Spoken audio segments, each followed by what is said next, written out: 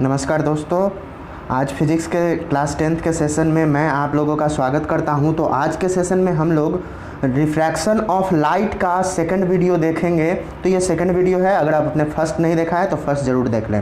तो आज second video में हम लोग स्टार्ट करते हैं किससे, तो laws of reflection of light के, यानी कि रिफ्लेक्शन ऑफ लाइट किस किस लॉ को फॉलो करता है। तो जब भी रिफ्लेक्शन ऑफ लाइट होगा, यानी कि लाइट एक मीडियम से दूसरे मीडियम में जाएगा, तो वो कुछ लॉ को फॉलो करेगा अकॉर्डिंग टू सम लॉज, और वो जो लॉ है उन्हीं को हम लोग laws of reflection of light कहते हैं। तो ये लॉ है क्या, तो फर्स्ट जो लॉ है उसके अकॉर्डिंग होता है क्या है कि इंसिडेंट रे, रिफ्रैक्टेड रे और normal at point of incidence, यानी जिस पॉइंट पे ये इंसिडेंट हो रहा है, यहाँ जो पॉइंट है वो तीनों एक ही प्लेन में लाई करेगा। यानी नॉर्मल तो हम कहीं भी ड्रॉ कर सकते हैं, लेकिन नॉर्मल कहाँ का बोल रहा है, तो जहाँ पे पॉइंट ऑफ इंसिडेंस है उस पॉइंट के नॉर्मल की बात हो रही है। तो ये जो है वो सब के सब एक ही प्लेन में लाई करेंगे, जैसा कि हम लोग देख सकते हैं इस फिगर में कि एक प्लेन ऑफ पेपर में ये सारा ड्रॉ हो गया। अब जो सेकंड लॉ है वो क्या कहता है कि रिफ्रैक्शन जो है वो हमें रिलेशनशिप बताता है किसके बीच में, तो एंगल ऑफ इंसिडेंस, यानी कि यहाँ जो आई है इसको हम लोग एंगल ऑफ इंसिडेंस कहेंगे, और एंगल ऑफ रिफ्रैक्शन के बीच में रिलेशनशिप बताता है। और इसका डिस्कवरी किए थे स्नेल साहब, मतलब स्नेल एक्सपेरिमेंट जो कि 1621 में हुआ था, उसके बाद पता चला, और इसीलिए इस सेकेंड लॉ ऑफ रिफ्रैक्शन को हम लोग स्नेल्स लॉ ऑफ रिफ्रैक्शन भी कहते हैं। अब स्नेल्स लॉ ऑफ रिफ्रैक्शन के अकॉर्डिंग ये तो रिलेशनशिप बताएगा, ठीक है, लेकिन कैसे रिलेशनशिप बताएगा, तो ये कहता क्या है कि जो रेशियो होगा किसका, तो इंसिडेंट रे का, मतलब इंसिडेंट रे का जो एंगल होगा उसका रेशियो, यानी साइन का, इसके साइन का रेशियो, यानी इसके साइन का जो रेशियो है वो, और एंगल ऑफ रिफ्रैक्शन के साइन का रेशियो, यानी कि जब दोनों को हम रेशियो लेंगे तो वो जो है वो कांस्टेंट होगा। कांस्टेंट होगा मतलब अगर हम एंगल को चेंज करते हैं, यानी कि इंसिडेंस एंगल को चेंज करते हैं, रिफ्रैक्टेड भी चेंज होगा, फिर भी जो वैल्यू होगा वो हमेशा सेम ही आएगा, यानी वैल्यू में चेंजिंग नहीं होगा। मतलब कितना भी हम एंगल चेंज करें और जब दोनों का रेशियो लेंगे तो वो सेम होगा, यानी कि क्या होगा, कांस्टेंट वैल्यू आएगा। तो यहाँ उसी तरीके से लिखा हुआ है जैसे कि एयर से ग्लास में हुआ, दो मीडियम, तो वो सेम कहीं भी अगर हम लें, किसी भी एंगल पे लें, लेकिन बस अगर हम परपेंडिकुलर भी लेंगे तब भी तो सेम ही होगा, कांस्टेंट ही आएगा। और यहाँ हो गया क्या कि sine of angle of incidence divided by sine of angle of refraction is equals to constant. तो sine of angle of incidence को साइन आई से और इसको साइन आर से शो करते हैं, और ये कांस्टेंट होता है। और ये जो कांस्टेंट है इसी को हम लोग रिफ्रैक्टिव इंडेक्स के नाम से जानते हैं। तो अब हम रिफ्रैक्टिव इंडेक्स को डिटेल में देखेंगे कि क्या होता है। तो मान लीजिए कि कोई रे ऑफ लाइट है वो ट्रैवल कर रहा है एयर में और इंटर करता है किसी दूसरे मीडियम में। तो दूसरे मीडियम में जैसे ही इंटर करेगा वो रिफ्रैक्ट होगा, और रिफ्रैक्ट होने के बाद होगा क्या कि जहाँ पे जो सरफेस है दोनों का, मतलब एक मीडियम यहाँ और दूसरा मीडियम यहाँ, तो ये जो सरफेस है यहाँ जब लाइट इंसिडेंट होगा तो एंगल ऑफ इंसिडेंस बनाएगा, यहाँ पे इस नॉर्मल के साथ एंगल ऑफ इंसिडेंस बनाएगा, और उसके बाद ये जो है वो रिफ्रैक्ट होगा तो यहाँ भी एंगल ऑफ रिफ्रैक्शन बनेगा। तो ये जो दोनों एंगल है उसका साइन वैल्यू, यानी sine i by sine r होगा, और ये जो वैल्यू है constant sine i by sine r का, जब लाइट पास कर रहा है कहाँ से, तो एयर से किसी पार्टिकुलर मीडियम में, जैसे कि अगर एयर से ग्लास दे दिया गया है तो एयर से ग्लास में, और यही बताएगा हमारा refractive index of that medium, जैसे यहाँ पे देख सकते हैं। अब रिफ्रैक्टिव इंडेक्स को हम लोग सिंबल n से डिनोट करते हैं, स्मॉल n से, तो small n equals to sine i by sine r हो गया, जहाँ साइन आई जो है वो sine of angle of incidence in air, और sine r sine of angle of refraction in medium, जिस मीडियम का निकालना है। तो मान लीजिए कि एंगल ऑफ इंसिडेंस जो है वो एयर में 37 डिग्री सेल्सियस है, और एंगल ऑफ रिफ्रैक्शन जो है वो 24 डिग्री सेल्सियस है। तो रिफ्रैक्टिव इंडेक्स अगर ग्लास का अगर हम निकालते हैं तो ये क्या आ जाएगा, तो n equals to sine 37 by sine 24। और जहाँ भी क्वेश्चन रहेगा, जहाँ पे आप सोचिएगा कि साइन 37 का वैल्यू तो मालूम नहीं है, तो वो क्वेश्चन में दिया हुआ रहेगा उसका वैल्यू ज़रूर। तो यहाँ देखिए जैसे कि दे दिया गया है कि sin 37 इज इक्वल्स टू 0.60 और sin 24 इक्वल्स टू 0.40। तो n के फार्मूले पे हम लोग पुट कर दिए n is equals to 0.60 divided by 0.40। तो n का वैल्यू आ गया 1.50 और यही होता है ग्लास का रिफ्रैक्टिव इंडेक्स। अब आगे हम लोग देखते हैं कि रिफ्रैक्टिव इंडेक्स जो है वो रेशियो है दो सिमिलर क्वांटिटी का, यानी दोनों साइन ही है, तो इस कारण इसका कोई यूनिट नहीं होता क्योंकि दोनों एक ही टाइप का है, दोनों एंगल बता रहा है साइन एंगल, तो इसलिए ये जो है वो प्योर नंबर है, प्योर नंबर है। और रिफ्रैक्टिव इंडेक्स जो है वो डिपेंड नहीं करता है कितना भी एंगल ऑफ इंसिडेंस हो, उस पर डिपेंड नहीं करता है, क्योंकि एंगल ऑफ इंसिडेंस अगर बढ़ेगा तो उसी के अकॉर्डिंग जो रिफ्रैक्शन का एंगल है वो भी चेंज होगा, तो इसलिए ये हमेशा कांस्टेंट रहता है।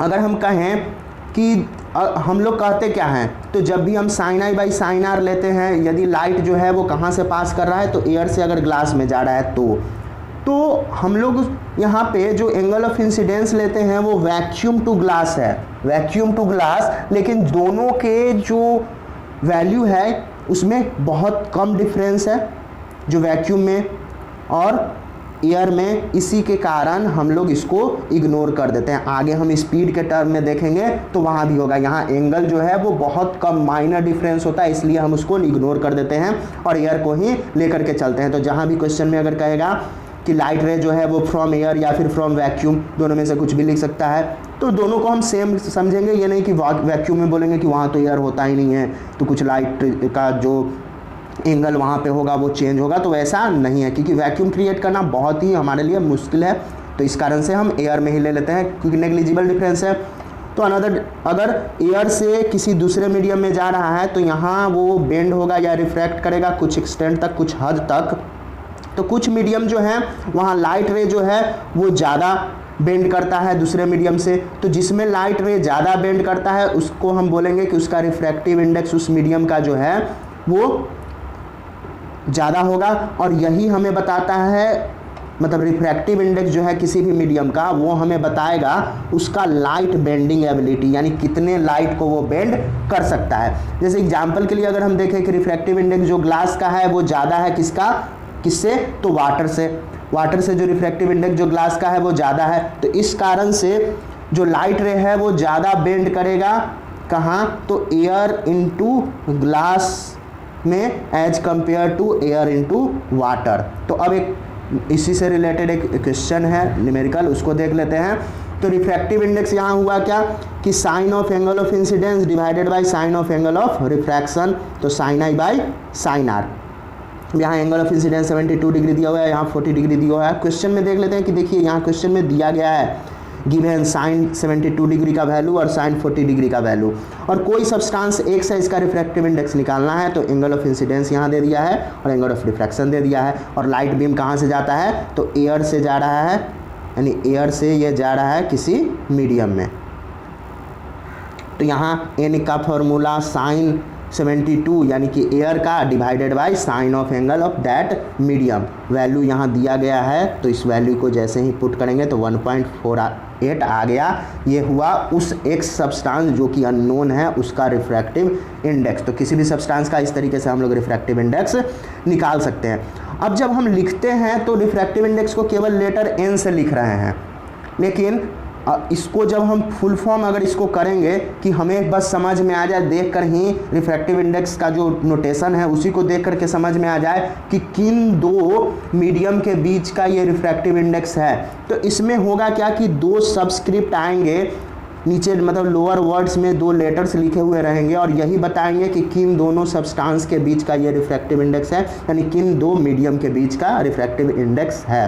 तो एग्जाम्पल के लिए अगर देख सकते हैं कि अगर एयर से ग्लास का है तो पहले हम एयर लिखेंगे, बाद में ग्लास लिखेंगे और बीच में हमारा एन रहेगा, और एयर और ग्लास जो है वो लोअर स्क्रिप्ट रहेगा, सबस्क्रिप्ट इसको कहते हैं। और इसको शॉर्ट फॉर्म में हम ANG इस तरीके से भी लिख सकते हैं, A फॉर एयर और G फॉर ग्लास। तो इसको और भी डिटेल में हम लोग देखेंगे।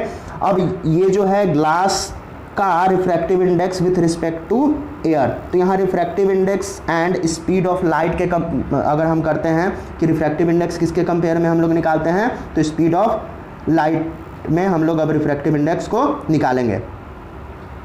तो देखते हैं कि यहाँ अगर मटेरियल है जिससे कि लाइट पास हो रहा है, ट्रैवल कर रहा है, तो इसको हम लोग मीडियम कहते हैं। मतलब किसी भी चीज़ से अगर लाइट पास कर रहा है तो उसे हम मीडियम कहते हैं। और लाइट जो रिफ्रैक्ट हो रहा है, लाइट कब रिफ्रैक्ट होगा, तो एक मीडियम से दूसरे मीडियम में जाएगा, क्योंकि स्पीड जो है वो चेंज हो रहा है, या तो स्पीड कम जाएगा या फिर स्पीड बढ़ेगा। तो स्पीड कब कम होगा, जब रेयरर से डेंसर में जाएगा। और स्पीड कब बढ़ेगा, जब डेंसर से रेयरर में जाएगा, तब स्पीड बढ़ जाएगा। तो इसी के कारण रिफ्रैक्टिव इंडेक्स को हम लोग n से लिखेंगे, और ये n जो है वो हमें बताता है ratio of speed of light in two medium. यानी अब पहले हम लोग एंगल से फाइंड कर रहे थे, अब हम स्पीड से भी रिफ्रैक्टिव इंडेक्स को निकाल सकते हैं। तो इस फिगर में देखते हैं, इस फिगर में है क्या कि लाइट जो है वो इंसिडेंट हो रहा है, ऊपर से लाइट रे आ रहा है, तो यहाँ इंसिडेंट रे हो गया हमारा AO। और यहाँ जो स्पीड है उसको हम लेट कर लिए हैं, यानी कि मीडियम फर्स्ट में स्पीड लेट कर लिए हैं V1, स्पीड ऑफ लाइट। और जैसे ही मीडियम 2 में आता है तो उसका स्पीड हम लोग V2, और OB जो है वो रिफ्रैक्टेड रे। अब I और R लेकर के हम नहीं बनाएंगे, हम लोग किस चीज़ को, तो स्पीड के रेशियो को करेंगे, और उसी से हमारा रिफ्रैक्टिव इंडेक्स फाइंड हो जाएगा। तो रिफ्रैक्टिव इंडेक्स होगा क्या, तो वो होगा refractive index of medium 2 with respect to medium 1। अगर हम निकाल रहे हैं medium 2 with respect to medium 1, तो ये होगा इक्वल टू रेशियो ऑफ किसका, तो स्पीड इन मीडियम 1, ऊपर मीडियम 1 का रखेंगे और नीचे स्पीड मीडियम 2 का रखेंगे। जब 2 का निकालना हो 1 के रिस्पेक्ट में, तो यानी जिसके निकालना रहता है उसे नीचे रखते हैं और जिसके रिस्पेक्ट में उसे ऊपर। तो देख सकते हैं किस तरीके से लिखेंगे, तो मीडियम 1 n मीडियम 2 यानी speed of light in medium 1 divided by speed of light in medium 2। इसको हम लोग शॉर्ट फॉर्म में 1n2 भी लिख सकते हैं, V1 बाई V2। और कहीं कहीं हम लोग देखेंगे कि इस तरीके से n21 भी रहेगा, तो इसको n21 पढ़ेंगे, ना कि n21 पढ़ लें।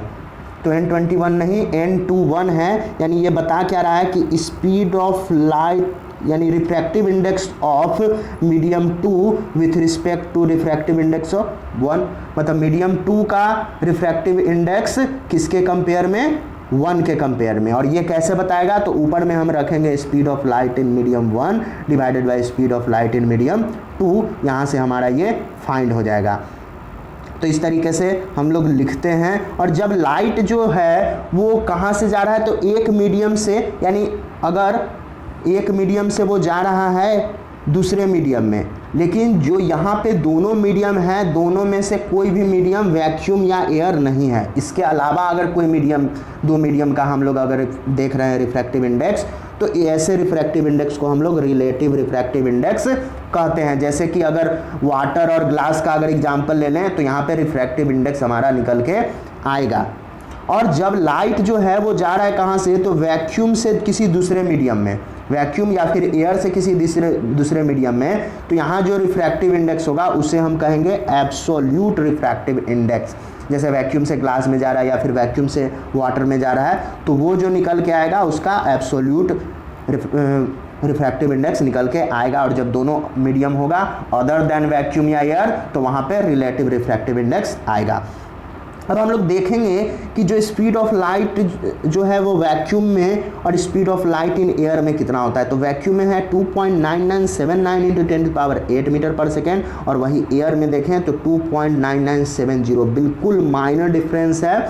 इस कारण से हम एयर भी कंसीडर कर लेते हैं बहुत जगह जहाँ पे वैक्यूम, मतलब ऐसे मेनली वैक्यूम रहता है, तो वैक्यूम को हम एयर। तो इस कारण से रिफ्रैक्टिव इंडेक्स जो होगा मीडियम का या फिर किसी सब्सटेंस का विथ रिस्पेक्ट टू एयर, इसको हम लोग एब्सोल्यूट रिफ्रैक्टिव इंडेक्स ही कंसीडर करेंगे, क्योंकि बहुत कम डिफरेंस है दोनों के स्पीड में, वैक्यूम में और एयर में। इस कारण से अब हम लोग करेंगे क्या कि जब भी अगर एयर से कंपेयर कर रहे हैं, यानी कि एब्सोल्यूट रिफ्रैक्टिव इंडेक्स निकाल रहे हैं, जैसे कि यहाँ पे क्या निकाल रहे हैं कि एयर एन ग्लास, तो इसको सिंपली एन ग्लास लिख देंगे। तो एन ग्लास या फिर एन जी, एन ग्लास या सिंपली हम एन जी लिख देंगे। यानी कि क्या हुआ कि वो उस सब्सटेंस का रिफ्रैक्टिव इंडेक्स आ गया।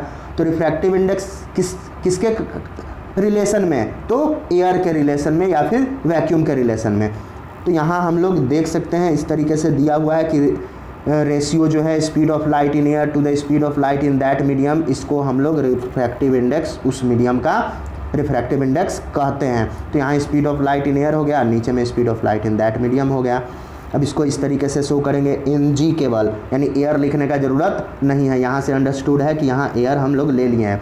अब ये देख रहे हैं कि 3 × 10⁸ मीटर पर सेकेंड हो गया ये speed of light in air, और 2 × 10⁸ मीटर पर सेकेंड हो गया speed of light in glass. तो यहाँ भी देख रहे हैं कि जो यूनिट है यहाँ भी यूनिट नहीं होगा, क्योंकि मीटर पर सेकेंड और नीचे भी मीटर पर सेकेंड, ये दोनों जो है वो कैंसिल आउट हो जाएगा। तो इसलिए रिफ्रैक्टिव इंडेक्स का कहीं भी किसी तरीके से हम लोग निकालें तो उसका कोई भी यूनिट नहीं होगा। तो ng हो गया 3/2 और ये 1.5। तो हम लोग कहते ही हैं कि लाइट जो ग्लास का जो रिफ्रैक्टिव इंडेक्स है एज कम्पेयर टू वैक्यूम या फिर एयर वो 1.5 के अप्रॉक्स है। अब यहाँ देख सकते हैं कि रिफ्रैक्टिव इंडेक्स कुछ कॉमन सब्सटेंस का दिया हुआ है, जैसे एयर से लेकर के यहाँ टर्पेंटिन ऑयल तक है, यहाँ बेंजीन से लेकर के डायमंड है। तो ये जो जितना भी ये दिख रहा है ये वाले बॉक्स में, ये जो भी है वो ग्लास का टाइप है, एक तरीके से ग्लास है। तो हम लोग देख रहे हैं यहाँ पे कि क्या जो है वो ग्लास का जो रिफ्रैक्टिव इंडेक्स है वो वैरी कर रहा है 1.5 से 1.9 तक। जैसे बेंजीन हो गया, क्राउन ग्लास हो गया, कार्बन सल्फाइड, ये सब ग्लास का ही टाइप है, डेंस फिल्ड ग्लास, रूबी, ये सब जो है वो वैरी कर रहा है 1.5 से 1.9 के बीच में। और सबसे ज़्यादा रिफ्रैक्टिव इंडेक्स किसका है? डायमंड का, यानी 2.48। तो इससे हमें क्या समझ में आएगा कि रिफ्रैक्टिव इंडेक्स हम क्यों निकालते हैं। तो अगर किसी भी लेंस का कंस्ट्रक्शन करना है, बनाना है किसी भी ऑप्टिकल इंस्ट्रूमेंट के लिए, जैसे कि कैमरा हो गया, माइक्रोस्कोप, टेलीस्कोप हो गया, तो हमें रिफ्रैक्टिव इंडेक्स मतलब किस ग्लास का बना रहे हैं उसका एग्जैक्ट नॉलेज होना चाहिए। ये नहीं कि किसी भी ग्लास का बना दिए। तो किसी भी ग्लास का अगर हम बना देंगे लेंस तो क्या होगा कि चेंज हो जाएगा रिफ्रैक्टिव इंडेक्स। तो रिफ्रैक्टिव इंडेक्स चेंज होने से उसका जो क्या कहते हैं, उसका जो पावर है या फिर लाइट को जो बेंड करने की जो कैपेसिटी है उसमें भी चेंजिंग आ जाएगा। तो यदि और एक चीज़ हम और देखेंगे इसमें कि यदि कोई दो मीडियम है जो कि ऑप्टिकली एग्जैक्टली सेम है, दोनों का हम बोले कि रिफ्रैक्टिव इंडेक्स बिल्कुल सेम है, तो यहाँ कोई भी बेंडिंग नहीं होगा, लाइट जो है वो बिल्कुल भी नहीं मुड़ेगा। मतलब दो अलग अलग लेते हैं, दो अलग अलग मीडियम लेते हैं, लेकिन दोनों का रिफ्रैक्टिव इंडेक्स सेम है तो लाइट बेंड नहीं करेगा, लाइट रे जब एक मीडियम से दूसरे मीडियम में जाएगा। अब वैसा सब्सटेंस जिसका कि हायर रिफ्रैक्टिव इंडेक्स हो तो वो ऑप्टिकली डेंसर होगा, और दूसरा सब्सटेंस उससे लोअर रिफ्रैक्टिव इंडेक्स होगा, यानी कि हायर रिफ्रैक्टिव इंडेक्स यानी ऑप्टिकली डेंसर, और लोअर रिफ्रैक्टिव इंडेक्स मतलब ऑप्टिकली रेयरर। तो अब देखते हैं क्या कि हायर होगा अगर रिफ्रैक्टिव इंडेक्स तो मोर चेंज होगा उसके बीम ऑफ लाइट, मतलब जो भी बीम ऑफ लाइट उससे होकर के पास कर रहा है वैसे सब्सटेंस है जिसका कि रिफ्रैक्टिव इंडेक्स ज़्यादा है तो डायरेक्शन जो है वो ज़्यादा चेंज होगा। तो ऑप्टिकली डेंसिटी जो है वो बिल्कुल अलग है मास डेंसिटी से। कंफ्यूज नहीं करना है कि ऑप्टिकल डेंसिटी मतलब कोई सब्सटेंस जो है वो ऑप्टिकली बहुत ज़्यादा डेंस है तो उसका मास डेंसिटी भी ज़्यादा होगा, ज़रूरी नहीं है। जैसे अगर हम एग्जांपल अगर ले लेते हैं कुछ वैसे सब्सटेंस का, जैसे केरोसिन का एग्जांपल ले लिए, तो केरोसिन जो है उसका रिफ्रैक्टिव इंडेक्स हायर है किसके कंपेयर में? वाटर के कंपेयर में।